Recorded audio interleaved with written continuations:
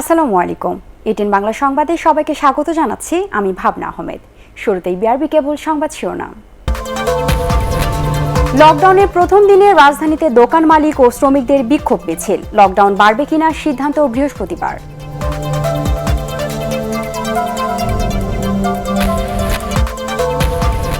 বেসরকারি অনেক প্রতিষ্ঠানে কাজ হয়েছে পুরোদমে। পোশাক কারখানায় কর্মীদের উপস্থিতি আগের মতোই।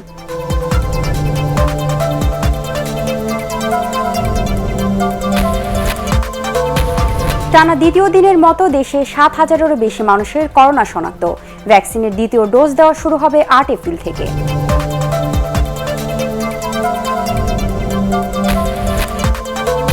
এবং নারায়ণগঞ্জে লঞ্চডুবির ঘটনায় ২৭ জনের লাশ উদ্ধার। শীতলক্ষ্যার পাড়ে স্বজনহারাদের আহাজারি।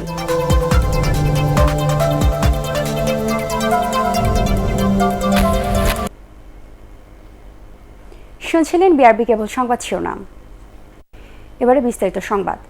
লকডাউনের প্রথম দিনেই দোকান খোলার দাবিতে রাজধানীতে বিক্ষোভ মিছিল করেছেন দোকান মালিক ও শ্রমিকরা। এতে না ছিল স্বাস্থ্যবিধি, না ছিল সামাজিক দূরত্ব। রাজধানীতে গণপরিবহন না চললেও প্রাইভেট কার এবং ছোট যানবাহন চলেছে অন্য দিনের মতোই। এদিকে স্বাস্থ্যবিধি না মানায় ২৫ জনকে ১০,০০০ টাকা জরিমানা করেছে র্যাবের ভ্রাম্যমাণ আদালত। আরও জানাচ্ছেন শফিকুল ইসলাম শামীম। লকডাউনের প্রথম দিনে বিক্ষোভে উত্তাল ছিল রাজধানীর বিভিন্ন এলাকা। সড়ক অবরোধ করে মিছিল সমাবেশ করেছে মিরপুর নিউ মার্কেট ও ইসলামপুরের ব্যবসায়ীরা। তাদের দাবি সবকিছু খোলা রেখে শুধু শপিং মল বন্ধ করে লকডাউন পালন অযৌক্তিক। এবার যদি লকডাউনটা যদি কার্যকর হয়, আমাদেরকে সোজা কথা পথে বসতে হবে। আমাদের যেন একটু সহযোগিতা করে, আমরা আপনারা করতে চাই। রাজধানীতে গণপরিবহন না চললেও অন্য যানবাহন চলেছে প্রচুর। ব্যক্তিগত গাড়ি, অটোরিকশা, রিকশা এবং মোটরসাইকেলের কারণে কোথাও কোথাও তৈরি হয় যানজট। গণপরিবহনের পরিবর্তে অনেকে বেছে নেন পিকআপ ভ্যান। গাদাগাদি করে যাতায়াত ঝুঁকিপূর্ণ হলেও দেখার কেউ নেই। আর সাধারণ মানুষের মাঝেও লকডাউন নিয়ে ছিল নানা প্রশ্ন। শপিং মল এবং দোকানপাটগুলো ছাড়া অন্য কোনো কিছুই তো আর কোনো বন্ধ নেই। কিছু খোলা, কিছু বন্ধ, এতে সংক্রমণ আমি মনে করি কমবে না। অনেক এলাকায় প্রশাসনের তৎপরতা না থাকলেও শাহবাগে অভিযান চালিয়েছে র্যাবের ভ্রাম্যমাণ আদালত। অকারণে ঘোরাঘুরি, মাস্ক না পরা এবং মোটরসাইকেলে যাত্রী বহনের অপরাধে অনেককে জরিমানা করা হয়েছে। যারা কোনো সন্তোষজনক ব্যাখ্যা দিতে পারছেন না এবং যারা স্বাস্থ্যবিধি মানছেন না, তাদের বিরুদ্ধে কিন্তু আইনানুগ ব্যবস্থা গ্রহণ করা হচ্ছে। তবে চিকিৎসকদের পরামর্শ, সরকারের নির্দেশনা না মানলে সংক্রমণ ঠেকানো সম্ভব হবে না। নিজেদের স্বার্থেই নিয়ম মানার পরামর্শ তাদের। আমাদের তো সংখ্যাটা বাড়ছে, গত বছরের চেয়ে এবছরটা কিন্তু অনেক বেশি, ৭,০০০-এর উপরে। অবশ্যই স্বাস্থ্যবিধি মেনে চলতে হবে, ভ্যাকসিনটা যেমন দিতে হবে, সাথে স্বাস্থ্যবিধি মেনে চলা এবং সামাজিক দূরত্ব মেনটেন করে চলা। এগুলো যদি না চলা হয় তাহলে কিন্তু সংখ্যাটা আরও বেড়ে যাবে, আরও ভয়াবহ হবে। সেটা রোধ করার জন্যই কিন্তু এই লকডাউনটা দেওয়া। শুধু কাগজে কলমে সিদ্ধান্ত না নিয়ে লকডাউন বাস্তবায়নে সরকারকে আরও কঠোর হওয়ার পরামর্শ বিশেষজ্ঞদের। প্রথম দিনের লকডাউনে রাজধানীর বিভিন্ন এলাকার চিত্র ছিল এরকম, যে যার মতো করে বাইরে বের হয়েছেন। শুধু বন্ধ ছিল গণপরিবহন এবং বড় বড় শপিং মল। তবে সরকারের কঠোর নজরদারি ছাড়া লকডাউন পুরোপুরি বাস্তবায়ন করা সম্ভব নয় বলে মনে করছেন বিশেষজ্ঞরা। শফিকুল ইসলাম শামীম, এটিএন বাংলা, ঢাকা। লকডাউন বাড়বে কিনা পরিস্থিতি দেখে সে বিষয়ে আগামী বৃহস্পতিবার সিদ্ধান্ত নেবে সরকার। মন্ত্রিসভা বৈঠক শেষে একথা জানান মন্ত্রিপরিষদ সচিব খন্দকার আনোয়ারুল ইসলাম। এ সময় জানানো হয়, রমজান মাসে অফিস সকাল ৯টা থেকে বিকেল ৩:৩০ পর্যন্ত চলবে।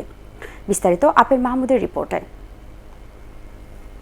লকডাউনের প্রথম দিনে মন্ত্রিসভার নিয়মিত বৈঠকে গণভবন থেকে ভার্চুয়ালে যুক্ত হন প্রধানমন্ত্রী শেখ হাসিনা। দেশে করোনা সংক্রমণ ও টিকা কার্যক্রম সহ সার্বিক বিষয় উঠে আসে বৈঠকে। পরে সংবাদ সম্মেলনে প্রধানমন্ত্রীর নির্দেশনা ও বৈঠকের সিদ্ধান্ত জানান মন্ত্রিপরিষদ সচিব। ভ্যাকসিনটা কি কন্টিনিউ করবে ৮ তারিখ থেকে, না করবে না, তো এটা নিয়ে অনেক রকমের আলোচনা ছিল, কিন্তু এটা আমাদের মাননীয় প্রধানমন্ত্রী ক্লিয়ার করছেন যে না, এটা আমরা ক্লিয়ার করে দিয়েছি যে ভ্যাকসিন ৮ তারিখ থেকে যে সেকেন্ড ডোজ শুরু হওয়ার কথা, এটা যথারীতি চলবে। সবাই যদি একটু মাস্ক ইউজ করে, স্বাস্থ্যবিধি যদি মেনে চলে, তাহলে তো অসুবিধা হওয়ার কথা না। দেখি আমরা আর 7 দিন পরে কি অবস্থা হয়, আমরা বৃহস্পতিবার আবার রিভিউ করবো ইনশাল্লাহ। করোনা ভাইরাসের বিস্তার রোধে ১ সপ্তাহের লকডাউনে বর্তমানে সীমিত আকারে অফিস আদালত চললেও রমজান মাসের জন্য অফিসের নতুন সময় নির্ধারণ করা হয় বৈঠকে। রোববার থেকে বৃহস্পতিবার রমজানের সময় ৯টা থেকে ৩:৩০ তার মধ্যে 1:15 থেকে 1:30 পর্যন্ত নামাজের বিরতি, জরুরি নামাজ। তবে ব্যাংক বা অন্যান্য আর্থিক প্রতিষ্ঠান বা রেলওয়ে বা হাসপাতাল, রাষ্ট্রায়ত্ত শিল্প, কলকারখানা এবং অন্যান্য যারা ফায়ার সার্ভিস জরুরি যারা আছে তারা নিজেদেরটা সময় নিজেরা কমফোর্টেবলি করে নেবে। আর কোর্ট, সুপ্রিম কোর্ট এবং তার আওতাধীন সব কোর্টের বিষয়ে সুপ্রিম কোর্ট এটা ফিক্স করে দেবে টাইম। এছাড়া চট্টগ্রাম বন্দর কর্তৃপক্ষ আইন, বাংলাদেশ ক্ষুদ্র ও কুটির শিল্প কর্পোরেশন আইনের খসড়ার চূড়ান্ত অনুমোদনের পাশাপাশি খেতাবপ্রাপ্ত যোদ্ধাহত ও শহীদ মুক্তিযোদ্ধা পরিবারকে উৎসব ভাতা দেওয়ার বিষয়টি অনুমোদন দেয় মন্ত্রিসভা। Apple Mahmud, ATN Bangla, Dhaka. লকডাউনের নির্দেশনা মেনে কম জনবল দিয়ে কাজ চলেছে অধিকাংশ সরকারি বেসরকারি অফিসে। তবে বেসরকারি অনেক প্রতিষ্ঠানে কাজ হয়েছে পুরোদমে। আবার কাজ চালিয়ে নিতে কোনো কোনো প্রতিষ্ঠান ব্যবহার করছে অনলাইন প্ল্যাটফর্ম। ফজলে রাব্বির রিপোর্ট। বাংলাদেশ সচিবালয় ভেতরে বিভিন্ন মন্ত্রণালয়ে কেবল জরুরি কাজে অফিস করছেন কর্মকর্তা কর্মচারীরা। অন্যান্য দিনের সাথে কোনোভাবেই মেলে না সোমবারের চিত্র। 50% তো আমাদের আগে যেটা 18 দফা নির্দেশনা ছিল সেই অনুযায়ী আমরা চাইলে আরও কমাতে পারি। আমার প্রয়োজন অনুযায়ী জনবল ওখানে রাখতে হবে, সেটি কিন্তু পরবর্তী নির্দেশনা আমাদের দিয়েছে। আবার সারা দেশের সরকারি কর্মকর্তা কর্মচারীদের বেতন ভাতা, পেনশন, প্রণোদনা সহ আর্থিক লেনদেন নিশ্চিত করে প্রধান হিসাবরক্ষকের কার্যালয়। অর্ধেকেরও কম জনবল দিয়েই চলছে গুরুত্বপূর্ণ এই অফিস। হিসাব প্রণয়ন সংক্রান্ত কার্যক্রমের একটি বড় অংশ আমরা ইতিমধ্যে অনলাইন ডিজিটালাইজ সিস্টেমের মধ্যে আনতে পেরেছি। বেশিরভাগ ক্ষেত্রে আমরা অনলাইনেই কম্পিউটারের মাধ্যমে আমরা এই কাজগুলো করতে পারি। এই অফিসেরই সংস্থাপন শাখায় দেখা গেল প্রায় 100% কর্মকর্তাই উপস্থিত অফিসে। স্টাফ বাসে আসা যাওয়া করে এই ধরনের 50% কিন্তু আমরা চেষ্টা করতেছি সরকারের কাজগুলো যাতে সুচারুরূপে সম্পন্ন হয়। এদিকে সক্ষমতা অনুযায়ী কোনো কোনো বেসরকারি প্রতিষ্ঠান 100% কর্মকর্তা কর্মচারীকে বাসা থেকে অফিস করার সুযোগ করে দিয়েছে। লকডাউন শুরু হওয়ার পর থেকে আমাদের অফিস বন্ধ থাকবে। যদি কোনো জরুরি প্রয়োজনে কাজ থাকে সেক্ষেত্রে আমাদের বসেরা আসবে। আবার কোনো কোনো প্রতিষ্ঠান পুরোদমে চালিয়ে যাচ্ছে অফিস, প্রজ্ঞাপনের নির্দেশনা মেনে। বাসা থেকে দিয়ে আসছি, এই যে একটা পরিবেশ সৃষ্টি করলাম, পাশাপাশি অফিসিয়াল সিস্টেমে যেভাবে একটা নিরাপদ ডিস্টেন্স মেনটেন করে যা টেবিলে কাজ করা, সেই পরিবেশটা আমরা সৃষ্টি করেছি। প্রজ্ঞাপন অনুযায়ী জরুরি কাজে সীমিত পরিসরে সকল সরকারি বেসরকারি স্বায়ত্তশাসিত অফিস আদালত খোলা থাকবে। তবে কর্মকর্তা কর্মচারীদের পরিবহন ব্যবস্থা সংশ্লিষ্ট প্রতিষ্ঠানকে নিশ্চিত করতে হবে। কিন্তু এক্ষেত্রে সবাইকে বাড়ি থেকে আনা হয়নি বা বাড়ি ভাড়ার ব্যবস্থা করা হয়নি বলে অভিযোগ রয়েছে অনেক সরকারি বেসরকারি প্রতিষ্ঠানের বিরুদ্ধে। ফজলে রাব্বি, এটিএন বাংলা, ঢাকা। লকডাউনের মধ্যেও পোশাক কারখানায় কর্মীদের উপস্থিতি ছিল আগের মতোই। গণপরিবহন বন্ধের কারণে কর্মীদের যাতায়াতে পরিবহনের ব্যবস্থা করেছেন অনেক উদ্যোক্তা। এসবের মধ্যে অভিযোগ উঠেছে পণ্য উৎপাদনে কিছু কারখানায় সামাজিক দূরত্ব না মানার। এদিকে শতভাগ স্বাস্থ্যবিধি মানতে উদ্যোক্তাদের প্রতি আহ্বান জানিয়েছেন বাণিজ্যমন্ত্রী টিপু মুন্সি। শারফুল আলমের রিপোর্ট। লকডাউনের প্রথম দিন স্বাস্থ্য ঝুঁকি কমাতে আগের মতোই হাত ধোয়া, শরীরের তাপমাত্রা পরীক্ষা ও অন্যান্য স্বাস্থ্যবিধি মেনেই কারখানায় প্রবেশ করছেন কর্মীরা। তবে এদিন স্বাস্থ্যবিধি মানার ক্ষেত্রে কোথাও কোথাও কর্মীদের তৎপরতা ছিল আগের যে কোনো সময়ের চেয়ে বেশি। গণপরিবহন বন্ধ, রপ্তানিমুখী অনেক পোশাক কারখানা কর্মীদের যাতায়াতে ব্যবস্থা করেছে পরিবহনের। আবার যেসব কর্মীদের বাসা দূরে তাদের জন্য ছুটির ব্যবস্থাও করেছে কেউ কেউ। আমাদের বাসাতে এখানে ধারে, তাই আমরা হেঁটে আসছি, মাস্ক টাস্ক পিনতে এসেছি। অফিসে বাসা করে আসছি, আমাদের 2 সিটে একজন করে আসছি। পোশাক উৎপাদনে ব্যস্ত শ্রমিকরা, তাদের অনেকে মানছেন না সামাজিক দূরত্ব। ব্যবসায়ীরা বলছেন সরকার ও বিজিএমের নির্দেশনা মেনেই পোশাক উৎপাদন অব্যাহত রয়েছে। যদিও নীতি নির্ধারকরা বলছেন শতভাগ স্বাস্থ্যবিধি মেনেই চালাতে হবে কারখানা। কাজের ক্ষেত্রে কাছাকাছি অনেক সময় চলে আসতে হয় একটা কাজের জন্য, তো সাথে সাথে সুপারভাইজার যারা লাইন মেনটেন করছে তাদেরকে সাথে সাথে আবার দূরত্ব বজায় নিয়ে চলে যাচ্ছে। কারখানা যারা চালায়, বিশেষ করে শ্রম ঘন ইন্ডাস্ট্রিজ, গার্মেন্ট ফ্যাক্টরিগুলো, তারা স্বাস্থ্যবিধি মেনে তারা ফ্যাক্টরি চালাবেন। যে সেফ ডিস্টেন্স মেনটেন করা সম্ভব সেটা স্প্রেড করে তারা ব্যবস্থা নেবে যাতে করে স্বাস্থ্যবিধিটা রক্ষা করা যায়। করোনা ভাইরাস প্রতিরোধে স্বাস্থ্য সুরক্ষার বিকল্প নেই, আর তাই কর্মক্ষেত্রে স্বাস্থ্যবিধি নিশ্চিত করার আহ্বান জানিয়েছে সরকার সহ সংশ্লিষ্ট মহল। শারফুল আলম, এটিএন বাংলা, ঢাকা।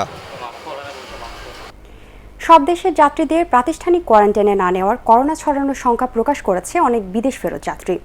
লকডাউনের মধ্যেও আন্তর্জাতিক ফ্লাইটে দেশে ফিরছেন যাত্রীরা। আবার জীবিকা সহ বিভিন্ন প্রয়োজনে দেশের বাইরে যাওয়া মানুষের সংখ্যাও কম নয়। শারমিন রিহার রিপোর্ট। সারা দেশে এক সপ্তাহের লকডাউন চলছে। এর কারণে দেশের অভ্যন্তরীণ রুটে বিমান চলাচল বন্ধ থাকলেও আন্তর্জাতিক রুটে নির্ধারিত কিছু বিমান চলাচল করছে। তবে স্বাভাবিক সময়ের তুলনায় ভিড়ও কিছুটা কম। এখানের বেশিরভাগ মানুষ মাস্ক পরলেও সামাজিক দূরত্বের ক্ষেত্রে প্রায় অনেকেই উদাসীন, যার ফলে করোনা সংক্রমণ বাড়ার ভয়ও বাড়ছে বহুগুণে। বিদেশ ফেরত যাত্রীদের অনেকেই করোনা সংক্রমণ নিয়ে শঙ্কিত। মানুষ সচেতন না হলে এই লকডাউন কতটা সফল হবে তা নিয়ে প্রশ্ন তোলেন তারা। প্রাতিষ্ঠানিক কোয়ারেন্টাইনে নেয় ক্ষোভ প্রকাশ করেন লেবানন ফেরত যাত্রীরা। সাফারা এম্বাসি 3 দিনের জন্য করোনা টেস্ট করাইছে।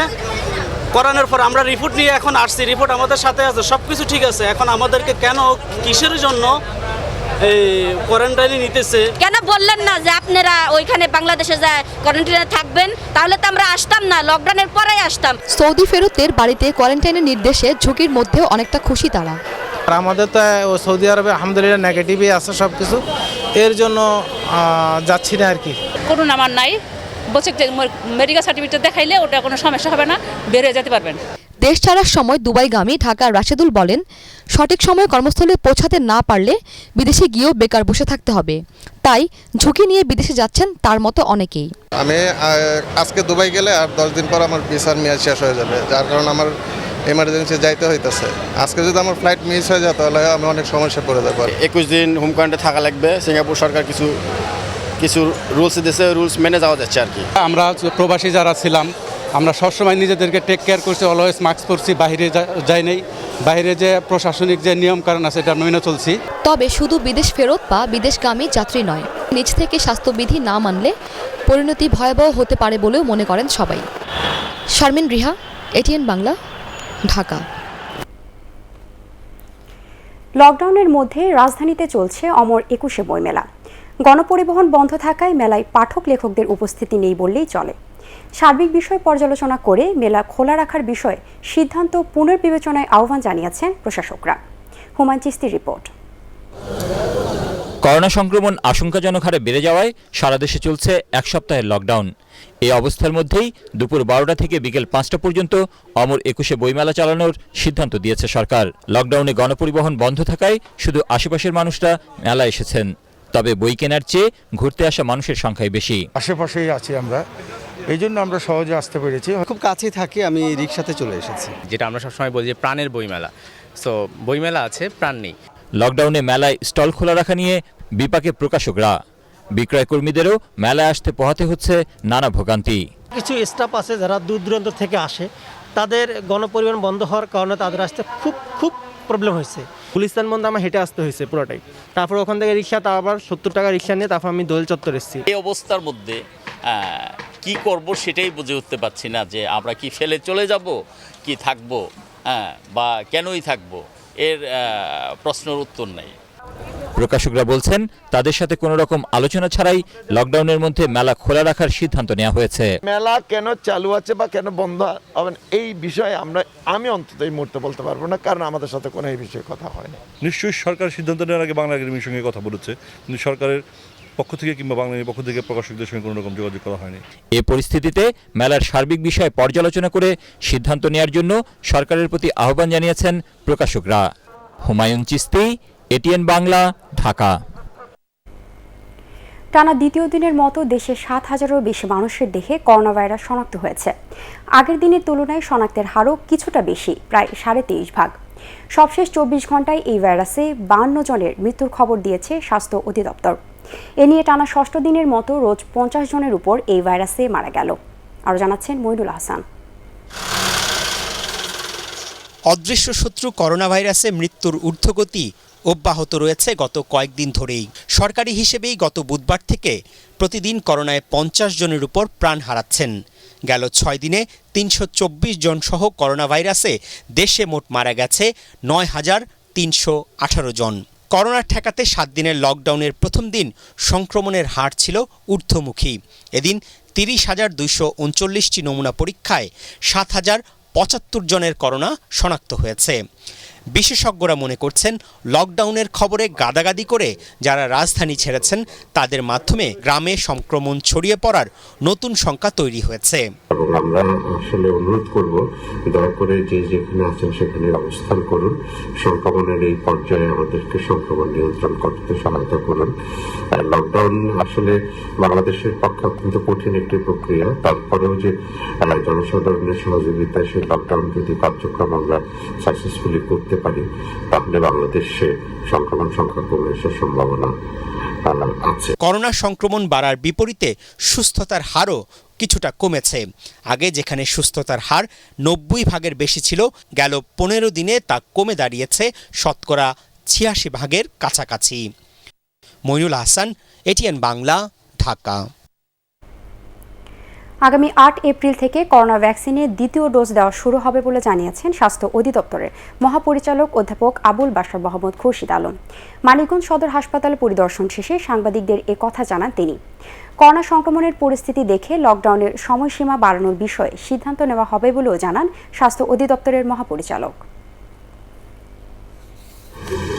যেভাবে খুব জোরে সোরে দিচ্ছিলাম সেভাবে হয়তো দেব না, কিন্তু প্রথম ডোজ দেওয়া বন্ধ হবে না, প্রথম ডোজ দেওয়া চলবে এবং ইনশাল্লাহ 8 তারিখ থেকে আমরা সেকেন্ড ডোজ দেওয়া শুরু করব। সেটার প্ল্যান প্রোগ্রাম আমাদের হয়ে গেছে। নতুন ভ্যাকসিন আমরা খবর পেয়েছি, গতকালও আমাদের কাছে খবর আছে যে ভ্যাকসিনকো বলেছে যে এটা তারা সময় মতনই আমাদেরকে দিতে পারবে। প্রধানমন্ত্রী শেখ হাসিনার বক্তব্যে ধর্ম ব্যবসায়ীদের মুখোশ খুলে গেছে বলে মন্তব্য করেছেন আওয়ামী লীগ সাধারণ সম্পাদক ওবায়দুল কাদের। রাজধানীর সরকারি বাসভবনে ব্রিফিংয়ে তিনি বলেন, হেফাজতে ইসলামের এক নেতা সম্পর্কে প্রধানমন্ত্রী যে বক্তব্য দিয়েছেন তা তথ্য নির্ভর। সারা দেশে হেফাজতের তাণ্ডবে মদতদাতা ও অর্থায়নকারীদের মুখোশ উন্মোচন করার ঘোষণা দেন তিনি। এ সময় উদাসীন না হয়ে লকডাউন কার্যকর করতে সরকারি নির্দেশনা মেনে চলতে সাধারণ মানুষের প্রতি আহ্বান জানান ওবায়দুল কাদের। আমাদের অসচেতনতা, উদাসীনতা করোনা সংক্রমণে মারাত্মক বিপর্যয় ডেকে আনতে পারে। করোনা প্রতিরোধ কল্পে লকডাউন কার্যকরের জন্য সবাইকে দায়িত্বশীল ভূমিকা পালনের জন্য আহ্বান জানাই। সেই সাথে আওয়ামী লীগ নেতা সামর্থ্যবানদের কর্মহীন, অসহায়, খেটে খাওয়া মানুষের পাশে দাঁড়ানোর আহ্বান জানাই। নারায়ণগঞ্জের শীতলক্ষা নদীতে লঞ্চডুবির ঘটনায় 30 জনের লাশ উদ্ধার করা হয়েছে। ডুবে যাওয়ার 18 ঘন্টা পর লঞ্চটি তীরে তোলার পর ভেতরে আরও 25 জনের মরদেহ পাওয়া যায়। এর আগে রোববার 5 জনের লাশ উদ্ধার করা হয়। যাত্রীবাহী লঞ্চটি একটি কার্গো জাহাজের ধাক্কায় গতকাল সন্ধ্যায় মাছ নদীতে ডুবে যায়। নারায়ণগঞ্জ প্রতিনিধি আব্দুস সালামকে সাথে নিয়ে রিপোর্ট করছেন মাহমুদুর রহমান। নারায়ণগঞ্জের শীতলক্ষা নদীর পরে দিনভরই ছিল স্বজনহারা উৎসুক জনতার ভিড়।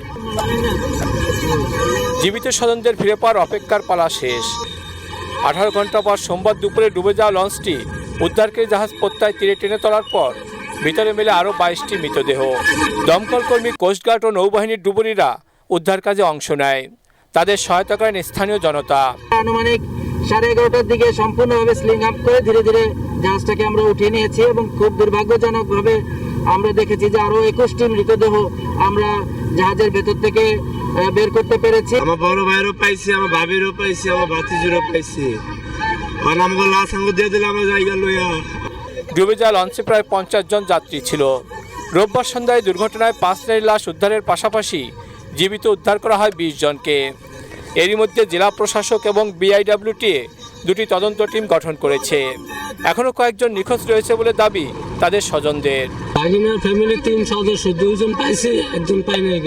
এদিকে লঞ্চডুবির ঘটনায় উদ্ধার তৎপরতা আনুষ্ঠানিকভাবে সমাপ্ত ঘোষণা করেছেন জেলা প্রশাসন। 2-1 মিসিং থাকতে পারে, আমরা ইতিমধ্যে র্যাবের সহযোগিতা নিচ্ছি। তারা একটা হেলিকপ্টার ফ্লাইং করবে এখন এবং তারা উপর থেকে দেখবে এবং নিচেই তাদের আপনার স্পিডবোট থাকবে। যদি এরকম কোনো লাশ থাকে তাহলে তারা সেটিকে ডিটেক্ট করবে।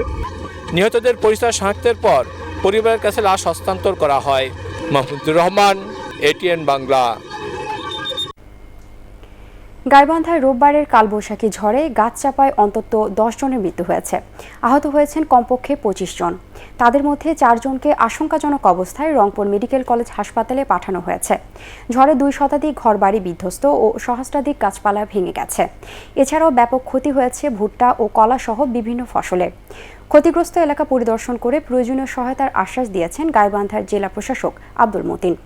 গাইবান্ধা সদর, পলাশবাড়ি, সুন্দরগঞ্জ ও ফুলছড়ি উপজেলার উপর দিয়ে বয়ে যায় কালবৈশাখী ঝড়।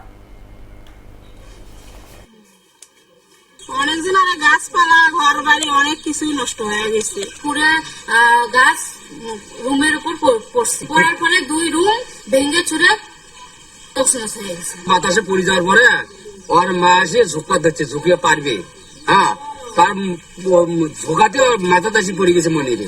এবং তাদেরকে আমরা প্রাথমিক পর্যায়ে আমাদের দফন টফন করার জন্য প্রতিজনকে আমরা 10,000 টাকা করে দিয়েছি। যে যতটা কর্তৃপক্ষ আছে যতটুকু সেখানে অবহিত করবো এবং তাদেরকে যতটুকু পারা যায় সরকারের পক্ষ থেকে যতটুকু সহায়তা করা হবে। ঢাকা 14 আসনের আওয়ামী লীগ সংসদ সদস্য আসলামুল হককে রাজধানীর গাবতলীতে পারিবারিক কবরস্থানে দাফন করা হয়েছে। এর আগে সকালে মিরপুর মাজার রোডের গোলাটেক মাঠে তার নামাজে জানাজা অনুষ্ঠিত হয়। আওয়ামী লীগের যুগ্ম সাধারণ সম্পাদক মাহবুল আলম হানিফ, পানি সম্পদ প্রতিমন্ত্রী AK এনামুল হক শামীম, ঢাকা উত্তর সিটি কর্পোরেশনের মেয়র আতিকুল ইসলাম, ঢাকা দক্ষিণ সিটি কর্পোরেশনের মেয়র ব্যারিস্টার শেখ ফজলে নূর তাপস এতে অন্যান্যের মধ্যে অংশ নেন। এ সময় আওয়ামী লীগের পক্ষ থেকে মরহুমের মরদেহে ফুল দিয়ে শ্রদ্ধা জানানো হয়। রোববার রাজধানীর স্কয়ার হাসপাতালে চিকিৎসাধীন অবস্থায় মারা যান সংসদ সদস্য আসলামুল হক। আফগানিস্তানের উন্নয়নে বাংলাদেশের পাশে থাকবে বলে জানিয়েছেন প্রধানমন্ত্রী শেখ হাসিনা।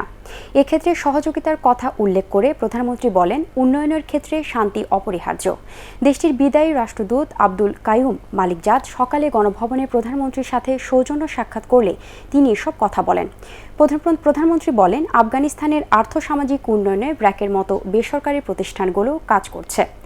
বাংলাদেশের স্বাধীনতার সুবর্ণ জয়ন্তীতে প্রধানমন্ত্রীকে অভিনন্দন জানিয়ে আব্দুল কাইয়ুম মালিকজাদ বলেন, বঙ্গবন্ধুর 7 মার্চের ভাষণ আফগান ভাষায় রূপান্তর করা হবে। সাক্ষাৎকালে আফগানিস্তানের প্রেসিডেন্টকে শুভেচ্ছা জানান প্রধানমন্ত্রী শেখ হাসিনা। এ সময় আফগানিস্তানে বাংলাদেশের দূতাবাস পুনরায় চালু করতে প্রধানমন্ত্রীকে অনুরোধ জানান রাষ্ট্রদূত। বাংলা নববর্ষ উপলক্ষে জাতীয় সংসদের স্পিকার ডক্টর শিরিন শারমিন চৌধুরী, বিরোধী দলীয় নেতা বেগম রওশন এরশাদ এবং বিরোধী দলীয় উপনেতা গোলাম মোহাম্মদ কাদেরকে শুভেচ্ছা জানিয়েছেন প্রধানমন্ত্রী শেখ হাসিনা। প্রধানমন্ত্রীর সহকারী প্রেস সচিব ইমরুল কায়েস জানান, দুপুরে প্রধানমন্ত্রী শেখ হাসিনার পক্ষে তার প্রোটোকল অফিসার এ শুভেচ্ছা কার্ড পৌঁছে দেন। দেশের বেশিরভাগ এলাকায় লকডাউন চলছে ঢিলেঢালাভাবে। ঢাকার সাভারে রাস্তাঘাটে যানবাহন ও লোকজনের বেশ উপস্থিতি দেখা গেছে। দল বেঁধে কর্মস্থলে যোগ দিয়েছেন শ্রমিকরা। তারা জানান, প্রতিষ্ঠানের নিজস্ব ব্যবস্থাপনায় তাদের আনা নেওয়ার সরকারি নির্দেশনা থাকলেও অনেকেই কাজে আসতে হয়েছে বাসে করে। চট্টগ্রামের GEC মোড়ক সহ কয়েকটি স্থানে বেশ কিছু গণপরিবহন ও ব্যক্তিগত গাড়ি চলতে দেখা গেলেও বন্ধ ছিল দোকানপাট এবং শপিং মল। রাজশাহীতে দোকানপাট ও গণপরিবহন বন্ধ রয়েছে। বিভিন্ন পয়েন্টে দেখা গেছে পুলিশের তৎপরতাও। একই সাথে জরুরি প্রয়োজন ছাড়া কাউকে ঘরের বাইরে বের না হওয়ার আহ্বান জানিয়েছে পুলিশ। খুলনায় প্রয়োজন ছাড়া কেউ ঘর থেকে বের হচ্ছেন না। নগরীর রাস্তাঘাট ছিল অনেকটাই ফাঁকা। সোনাডাঙ্গা বাস টার্মিনাল থেকে কোনো বাস ছাড়েনি। বরিশালে অভ্যন্তরীণ ও দূরপাল্লার রুটে লঞ্চ ও বাস চলাচল বন্ধ রয়েছে, তবে নগরীতে রিকশা চলাচল করছে। বন্ধ রয়েছে বেশিরভাগ দোকানপাট। নগরীতে লকডাউন বাস্তবায়নের জন্য পুলিশ ও জেলা প্রশাসনের কাউকে দেখা যায়নি। সিলেটে নিয়ন্ত্রিতভাবে চলছে হালকা যানবাহন। লোকজনের উপস্থিতিও রয়েছে সীমিত। লকডাউনের নিয়ম কড়াকড়িভাবে পালন করা হবে বলে জানিয়েছেন প্রশাসনের কর্মকর্তারা। রংপুরে লকডাউনের তেমন প্রভাব দেখা যায়নি। প্রশাসনের পক্ষ থেকে মাইকিং করা হলেও জনসাধারণের চলাচল ছিল অনেকটা আগের মতোই। দূরপাল্লার যানবাহন বন্ধ থাকা ছাড়া মাঝারি ও ছোট যানবাহন নগরীতে চলছে অবাধে। ময়মনসিংহে বাস, ট্রেন, শপিং মল ও বিপণী বিতান বন্ধ থাকলেও কাঁচা বাজারে মানুষের ভিড় সবচেয়ে বেশি। তবে এবারের লকডাউন প্রশাসনের তেমন তৎপরতা চোখে পড়েনি। কুষ্টিয়ায় ঢিলেঢালাভাবে চলছে লকডাউন। সকাল থেকে বিভিন্ন রুটে বেশ কিছু বাস ছেড়ে যেতে দেখা যায়। ব্যাটারি চালিত রিকশা ও ইজি বাইক চলছে আগের মতোই। পৌর বাজার সহ শহরের বেশিরভাগ কাঁচা বাজারে মানুষের উপচে পড়া ভিড় ছিল চোখে পড়ার মতো। ফেনীতেও চলছে ঢিলেঢালা লকডাউন। সেখানেও সকাল থেকে মাঠে দেখা মেলেনি প্রশাসন কিংবা আইন শৃঙ্খলা বাহিনীর সদস্যদের। বন্ধ ছিল শপিং মল ও ব্যবসা প্রতিষ্ঠান। তবে লকডাউনে পরিবহন কম থাকায় বিপাকে পড়েন অফিসগামী যাত্রীরা।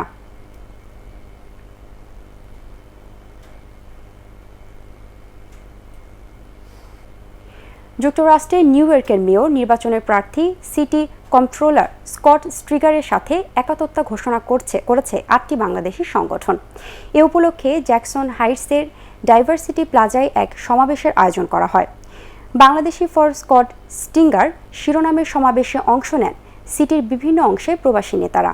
তারা বলেন, অতীতে বাংলাদেশি সহ সব ধর্মবর্ণের মানুষের পাশে ছিলেন স্ট্রিঙ্গার। তাই মেয়র নির্বাচিত হলে সব কমিউনিটির কল্যাণ হবে বলে মনে করেন তারা। এ সময় করোনা ভাইরাসে বিধ্বস্ত নিউ ইয়র্কের নাগরিক জীবন স্বাভাবিক অবস্থায় ফিরিয়ে আনার প্রত্যয় ব্যক্ত করেন স্কট স্টিঙ্গার।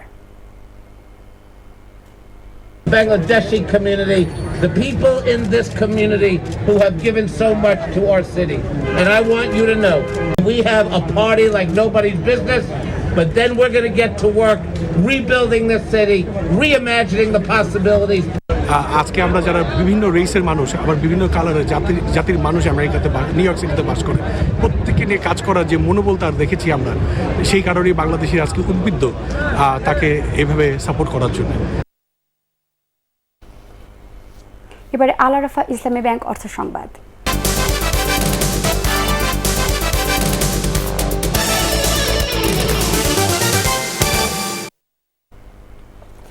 সহজে ও দ্রুত সময়ে নিত্য প্রয়োজনীয় পণ্য ক্রেতাদের কাছে পৌঁছে দিতে সমঝোতা চুক্তি সই করল A2I এর রুরাল অ্যাসিস্টেড ই-কমার্স প্ল্যাটফর্ম একশপ ও ধামাকা অনলাইন শপিং। এর ফলে একশপের সব উদ্যোক্তা পণ্য পাওয়া যাবে ধামাকাদার প্ল্যাটফর্মে। একই সাথে একশপের দেশব্যাপী ছড়িয়ে থাকা এজেন্টরা ধামাকা শপিং প্ল্যাটফর্মের মাধ্যমে সুলভ মূল্যে কেনাকাটা করতে পারবেন। এ উপলক্ষে রাজধানীর একটি হোটেলে দুপক্ষের মধ্যে সমঝোতা চুক্তি সই হয়।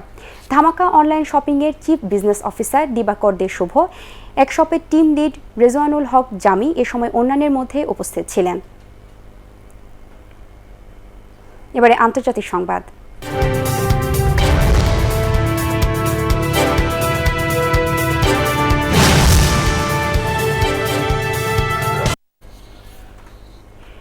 $38 লাখ বাংলাদেশি সহ বিশ্বের 106টি দেশে 53 কোটি 30 লাখেরও বেশি ফেসবুক ব্যবহারকারীর ফোন নম্বর সহ ব্যক্তিগত তথ্য ফাঁস করা হয়েছে অনলাইনে।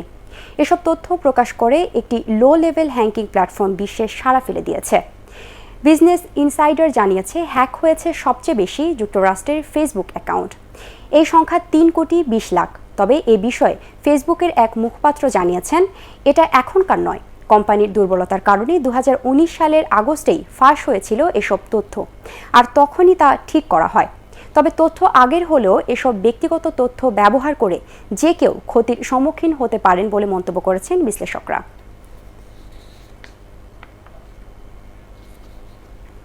এবারে পার্টেক্স খেলার খবর।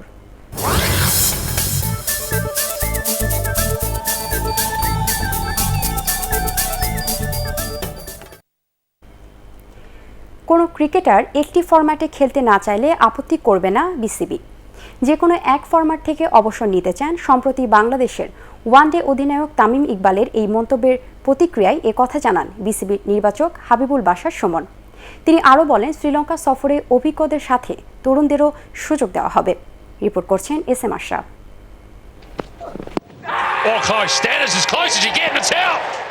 নিউজিল্যান্ড সফরে ব্যর্থতার পর এক সাক্ষাৎকারে তামিম বলেছিলেন, আগামী 6 মাসের মধ্যে যে কোনো একটি ফরম্যাট ছেড়ে বাকি খেলাগুলোয় মনোযোগ দিতে চান তিনি। কিন্তু কোন ফরম্যাট তা নিশ্চিত করেননি। নির্বাচক হাবিবুল বাশারের কথায় পরিষ্কার হলো, টি-20-র কথাই ভাবছেন বাংলাদেশের ওয়ানডে অধিনায়ক। তামিম এই মুহূর্তে টেস্ট এবং ওডিআই ভাবছে, কিন্তু টি-20 কিন্তু একদম পুরোপুরি বিদায় নেয়নি। ডেফিনেটলি এখন যদি যেটা আপনারা একটু বুঝতে হবে সবাইকে, যে এই প্যান্ডামিক পিরিয়ডটা কিন্তু সবার জন্য টাফ। প্লেয়ারদের বুঝতে হবে, ওদেরকে ওরা যদি একটু একটা দুটো ফরম্যাট বাঁচতে চায়, সেটা আমাদের সবাইকে বুঝতে হবে। এ সময় তিনি বলেন, নিউজিল্যান্ড সফরে ব্যর্থ হলেও তরুণদের তারা আরও সুযোগ দিতে চান। লাস্ট 1 বছর বা 2 বছরের টিম দেখেন, খুব বেশি কিন্তু পরিবর্তন আমরা করিনি, খুব বেশি কিন্তু পরিবর্তন হয়নি, এবং কাউকেই কিন্তু একটা সিরিজ কিংবা একটা দেখে ফেলে দেওয়া হচ্ছে না। এবং সবাই কিন্তু কম বেশি সুযোগ পাচ্ছে। হ্যাঁ, সে যদি 11ও না থাকে পরবর্তী কিন্তু টিমের সাথে থাকছেন, নিজেকে আবার প্রস্তুত করার সময় পাচ্ছেন, ম্যাচ খেলার সুযোগ পাচ্ছেন। তো আমরা যখন কাউকে দলে নিয়েছি তখন কিন্তু ডেফিনেটলি আমাদের চিন্তা থাকে ফিউচার নিয়ে। শ্রীলঙ্কা সফরে টাইগাররা ঘুরে দাঁড়াবে বলেই বিশ্বাস করেন এই নির্বাচক। শ্রীলঙ্কা কন্ডিশনটা সম্পূর্ণ অন্যরকম হবে নিউজিল্যান্ডের থেকে, বাট যে ডিফিকাল্ট কন্ডিশন আমরা ফেস করে এসেছি, আমার মনে হয় শ্রীলঙ্কা আমরা এই কন্ডিশনটাকে মানে যেহেতু ডিফারেন্ট কন্ডিশন থাকবে এখানে আমরা ভালো করব। সবকিছু ঠিক থাকলে আগামী সপ্তাহে 2 ম্যাচের টেস্ট সিরিজ খেলতে যাওয়ার কথা রয়েছে বাংলাদেশের। SM Ashraf, ATN Bangla, Dhaka. বঙ্গবন্ধু নবম বাংলাদেশ গেমসে পঞ্চম দিনেও রেকর্ডের ছড়াছড়ি। সাইক্লিংয়ে হয়েছে 5টি, সাঁতারে ও ভারোত্তোলনে 2টি করে রেকর্ড গড়েন প্রতিযোগীরা।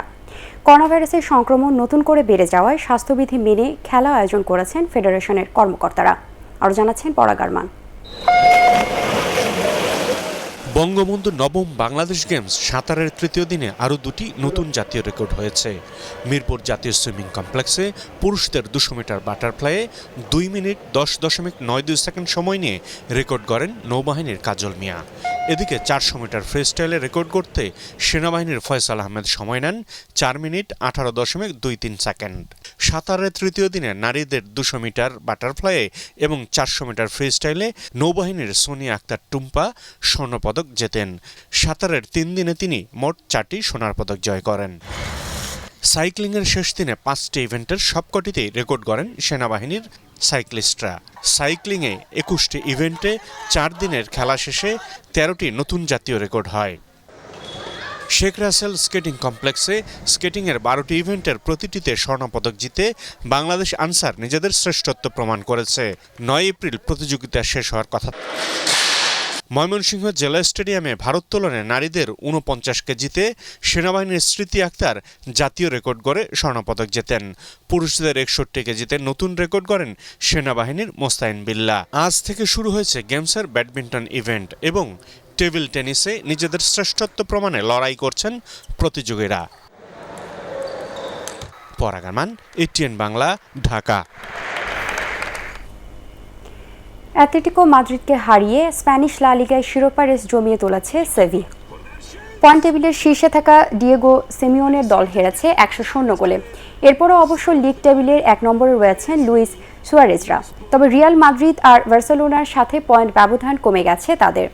29 ম্যাচ শেষে 66 পয়েন্ট অ্যাটলেটিকো মাদ্রিদের। 2 নম্বরে থাকা জিনেদিন জিদানের দলের সংগ্রহ 63 পয়েন্ট, আর 1 ম্যাচ কম খেলা বার্সেলোনা 63 পয়েন্ট নিয়ে রয়েছেন 3 নম্বরে। রাতে লিগে ভ্যালাদালিদের মুখোমুখি হবেন লিওনেল মেসিরা। জিতলেই রিয়ালকে টপকে বার্সেলোনা উঠে যাবে 2 নম্বরে। আগামী শনিবার এল ক্লাসিকোর আগে এই ম্যাচটি নিয়ে তাই সতর্ক রোনাল্ড কোম্যানের দল। রাত 1টায় মুখোমুখি হবে 2 দল। শেষ করার আগে বিআরবি কেবল সংবাদ শিরোনাম আরও একবার। লকডাউনের প্রথম দিনে রাজধানীতে দোকান মালিক ও শ্রমিকদের বিক্ষোভ মিছিল। লকডাউন বাড়বে কিনা সিদ্ধান্ত বৃহস্পতিবার।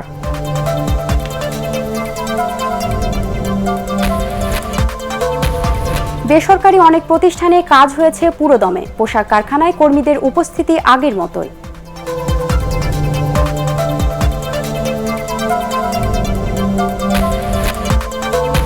টানা দ্বিতীয় দিনের মতো দেশে 7,000-এরও বেশি মানুষের করোনা শনাক্ত। ভ্যাকসিনের দ্বিতীয় ডোজ দেওয়া শুরু হবে 8 এপ্রিল থেকে।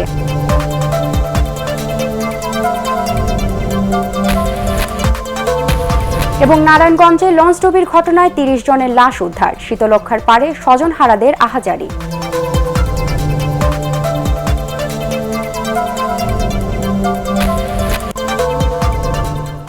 পরবর্তী সংবাদ দেখার আমন্ত্রণ জানিয়ে আমি ভাবনা আহমেদ এখনকার মতো শেষ করছি। করোনা ভাইরাস থেকে নিজেকে সুরক্ষিত রাখতে মাস্ক পরুন এবং বারবার হাত পরিষ্কার করুন। এছাড়া এটিএন বাংলার সংবাদ ইউটিউবে দেখতে ব্রাউজ করুন youtube/ATN Bangla News। ধন্যবাদ সবাইকে।